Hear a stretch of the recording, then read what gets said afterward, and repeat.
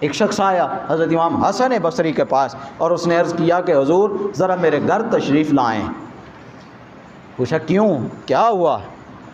اس نے عرض کی حضور میری ایک بیٹی ہے، وہ دن اور رات روتی رہتی ہے خوف کے ساتھ، خشیت کے ساتھ۔ میری بیٹی دن رات روتی ہے اور اتنا روتی ہے کہ اب اس کی بینائی ختم ہو گئی، ختم ہو گئی ہے، اس کی آنکھوں کی بینائی جاتی رہی ہے، تھوڑی سی بینائی بچی ہے۔ آئیں آ کے اسے کوئی دم درود کریں، کوئی سمجھائیں اور اسے کہیں کہ خدا کا واسطہ نہ اتنا رویا کر، کچھ آنکھوں کی بینائی کو بچا لے۔ حضرت امام حسن بصری اس کے گھر گئے اور جا کے پوچھا بیٹی بتا تو کیوں روتی ہے، کیوں اتنا روتی ہے، کیوں تیرے اوپر اتنا خوف طاری رہتا ہے؟ قربان جائیں وہ اول زمانے کے لوگ، وہ قرون اولیٰ کے لوگ، وہ جن کے دل محبت الہی سے تر تھے، قربان جائیں ان کی محبتوں پر۔ وہ بیٹی کہنے لگی کہ اے امام حسن بصری کیا بتاؤں کیوں پریشان رہتی ہوں، کیوں روتی ہوں؟ دو حالتیں ہیں، وہ دو حالتیں مجھے اس کیفیت میں رکھتی ہیں۔ پوچھا وہ دو حالتیں کیا ہیں؟ وہ خاتون نے کہا کہ ایک حالت تو یہ ہو سکتی ہے کہ اللہ رب العزت کی ذات مجھے اپنا دیدار عطا کر دے اور میں ان آنکھوں سے اللہ کی ذات کو دیکھ لوں۔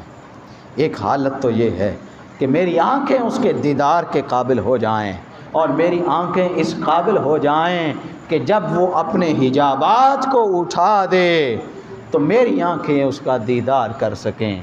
ایک حالت تو یہ ہے۔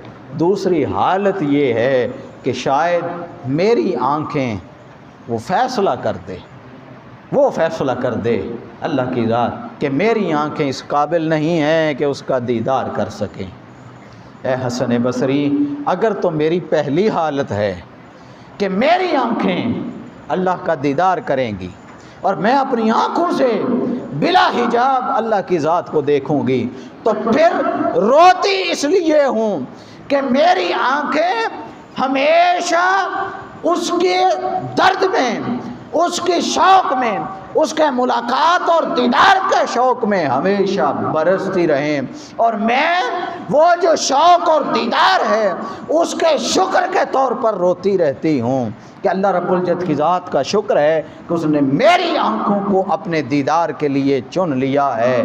اور اگر میری حالت دوسری ہو جائے تو پھر اے حسن بصری بتائیں ایسی آنکھیں کہ جن کو اللہ کا دیدار نصیب نہ ہو سکے ان کے لیے نابینا ہو جانا بہتر نہیں ہے؟